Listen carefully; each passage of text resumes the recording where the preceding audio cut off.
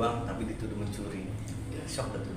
Sekarang kita kan tidak tahu apakah itu kejadian sebenarnya, apakah dituduh sebetulnya tidak benar atau dituduh memang benar. Tapi jelas dari perasaannya, jelas dia akan ketakutan dalam popularitasnya. Jelas kalau sudah tersebar, terserah benar atau tidaknya, sudah jatuh popularitasnya. Kemudian takut lagi, apa yang akan terjadi kemudian? Ini kan suatu proses lagi, proses ya mungkin dipidana, proses tipikor, tapi akhirnya membuat dirinya juga takut dan mencari jalan keluar. Mencari jalan keluar juga suatu kepusingan tersendiri. Apa yang harus dilakukan? Kalau dia mau melakukan sesuatu di bawah tangan, ke siapa? Semua itu kan membingungkan dirinya. Karena ini terjadi secara mendadak. Tapi sebetulnya dia juga punya cukup banyak relasi untuk menanyakan harus bagaimana. Yang paling ditakutin apa Bu? Apakah populer sejatuh atau mungkin akan terlibat dengan hukum atau gimana kemungkinan? Sebetulnya keseluruhan ketakutan itu akan muncul dan berbarengan. Mulai dari ketakutan popularitasnya, ketakutan masa hukumnya, mungkin ketakutan nanti dalam keluarganya bagaimana, dalam persahabatan, dalam ejekan kawan-kawan. Jadi semua hal-hal negatif akan menjadi hal yang dia takuti. Kalau berbicara uang kan agak sensitif Bu ya. Nah gimana Bu, mungkin ini efek kedepannya itu apakah dia lebih mungkin berhati-hati terus atau gimana sebetulnya? Lebih apa? Nah, lebih berhati-hati mungkin dalam men-share, dia sering juga men-share pendapatannya nih. Gua kerja dari sini loh, per tahun lu segini gitu. Nah mungkin dia lebih takut gak sih Bu? Ya sekarang kalau takut dalam penghasilannya, masih ada lagi takut apakah melaporkan pajaknya dengan baik, dengan benar. Tapi memang kalau kita lihat di kalangan selebritis kan seringkali menjadi tempat untuk money laundering. Itu kan bukan, ya sekali-sekali tetap terjadi kan. Terus ini Bu, mungkin ada kaitannya dengan situasi politik karena Raffi kan garda terdepan salah satu paslon.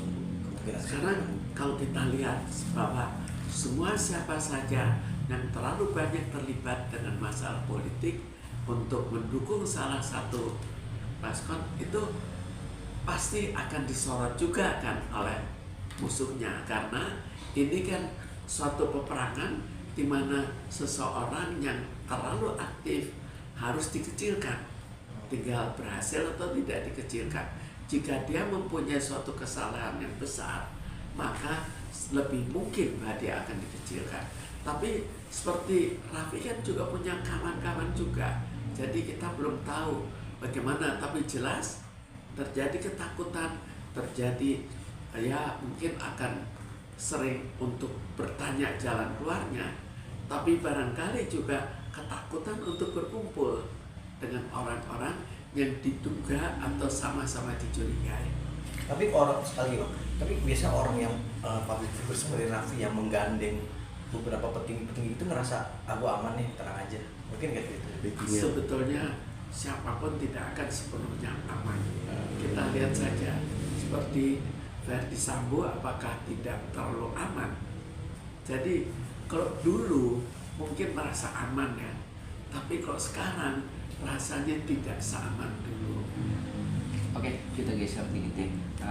Kan kemarin itu kan Raffi juga udah bikin preskon menjelaskan dia bisa dapat dan bisa kaya karena kerja sampai 27 tahun. Ya kan, nah sekarang ada rumor LSM SN juga dia dapat duit, cuci duit, ya kan, cuci uang, ya kan. Tapi dari prinsip pikiran dari secara psikiater apa nih melihat Raffi itu kan membela diri bahwa dia bekerja gitu loh. Sekarang kalau kita lihat ya pada kasus-kasus money laundering yang lain, apakah mereka tidak bekerja? Apakah ada orang melakukan money laundering tapi tidak bekerja? Kan semuanya bekerja, tapi di samping bekerja juga melakukan money laundering.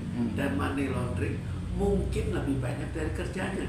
Saya tidak mempersoalkan apakah Raffi memang terlibat atau tidak, tapi secara umum itulah yang terjadi pada kasus-kasus money laundering. Dan biasanya mereka juga menjadi orang yang sangat kaya raya.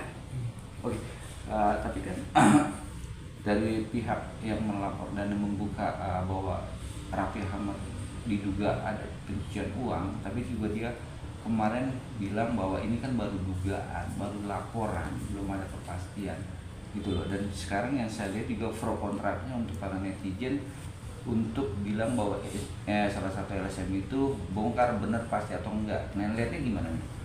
Sekarang kita lihat ya, masalah komentar-komentar itu kan ya kita dugaannya bisa dibeli lah. Kita ambil siapa lalu dikoordinir untuk misalnya memberikan tanggapan yang berbeda. Jadi hal itu untuk kalangan selebritis sebetulnya kurang bisa dipakai sebagai patokan. Lain halnya kalau terjadi spontan, ini kan hal yang ya sudah cukup sering terjadi ya. Oke, gitu guys. Kalau untuk teman, keluarga atau siapapun yang dengan beredarnya dugaan Raffi Ahmad ada pencucian uang, gimana nih melihat dari dampak Raffi sendiri untuk berpikir? Kalau kawan kan beda pandangan satu dengan yang lain. Ada yang menganggap ya memang saya juga curiga begitu kok. Ada yang mungkin rada-rada tahu, ada yang begitu dekat dan menganggap tidak ada apa-apa. Itu kan semuanya mungkin. Sampai nanti terbukti ya atau tidak, terbukti tidak pun orang masih akan mencurigai. Tapi kutuk dari salah satu pengacaranya sendiri juga berstatement bahwa ayo buktiin, ya kan? Ya, sekarang seseorang yang mengambil pengacara jelas akan meminta dibuktikan. Mana ada orang yang langsung mengakui. Itu kan ya hampir semuanya atau semuanya akan mengingkari, kecuali kalau dia orang kecil barangkali kurang pengalaman. Tapi orang yang sudah bergerak di tempat-tempat yang cukup luas dengan relasi yang cukup luas jelas akan meminta untuk dibuktikan dan mengingkari pada saat awal. Ini kan akan maju dalam tanda kutip besok juga ada pemilihan capres dan cawapres kan. Raffi sendiri juga dari sim suksesnya dari 02 nih, ya kan. Ada nggak dampak pikiran mental dia akan down dengan berita yang belum pasti?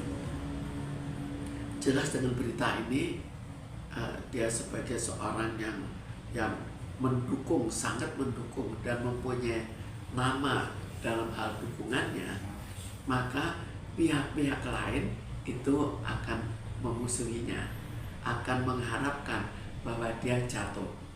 Sampai seberapa jauh ini keberhasilannya tidak tahu. Mungkin juga ini suatu yang kebetulan. Jadi semua itu mungkin. Tapi secara kebiasaan memang seorang yang terlalu mendukung maka musuhnya akan berlawanan, akan ya kurang senang dan akan mencoba untuk menjatuhkan.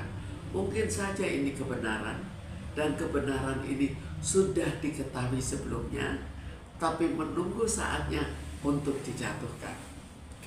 Mungkin secara kita melihat ini perlu juga nggak sih, selama ini kan Raffi ini kan menjawabnya lewat doorstop ya, artinya dia mengcounter dengan mungkin dia mengadakan preskon dan mengultimatum gitu, atau memberi bersama pengacara gitu untuk mempertegas bahwa dia itu benar-benar tidak bersalah gitu. Kalau sekarang kita lihat saja dari fakta-fakta yang ada dari kasus-kasus money laundering, apakah mereka juga tidak mempertahankan bahwa mereka tidak bersalah. Jadi di sini kita lihat pada umumnya dan berapa yang akhirnya tetap terbukti atau tidak terbukti. Jadi bahwa seseorang melakukan mencoba untuk mengingkari itu hal yang biasa, terserah dia benar atau tidak benar, pasti akan melakukan pengingkaran dulu. Mungkin butuh proses berapa lama nih kayaknya untuk Raffi ini kembali untuk setidaknya kan dengan pemberitaan ini dia membuat dia tuh psikisnya agak sedikit ini. Sekarang kalau untuk kita lihat kekuatan kepribadian seseorang, misalnya dia nanti berhasil untuk membuktikan bahwa dia tidak benar, maka jelas dia juga kembali kita lihat kepribadiannya. Kalau kita lihat Raffi itu kepribadian cukup kuat. Kalau dia cukup kuat, tetap ada pengaruhnya. Cuma pengaruhnya tidak sebesar mereka yang lemah kepribadiannya. Kan ibu sendiri bilang kepribadian si Raffi itu kuat dalam arti kata untuk daya pandang seorang ibu gitaris biater karena dia nggak bersalah. Sekarang kuat atau tidak kita tidak hubungkan dengan bersalah tidaknya, tapi kalau misalnya dia tidak bersalah, maka dia punya kekuatan untuk tetap mempertahankan situasi di mana lingkungan yang menganggap dia salah paling tidak mencurigai. Jika dia salah, maka ini akan menjadi lebih besar dalam arti kata dia juga selain tidak bersalah tapi juga ada faktor lain bahwa ya kecurigaan masyarakat lah yang jadi masalah utama yang menjatuhkan diri dia. Seorang selebritis selalu perlu menonjolkan dirinya, menonjolkan penampilan dan popularitasnya. Itu halnya sangat mutlak bagi seorang selebritis. Kemudian akhirnya itu dijatuhkan. Kita tinggal bayangkan perasaannya. Tapi kalau misalnya kepribadiannya kuat, maka lebih mudah untuk kembali dan jatuh perasaannya tidak terlalu besar. Untuk menanggapi karakter jiwa orang dengan dugaan siapapun, buat dia pun artis atau orang masyarakat biasa, itu harus gimana?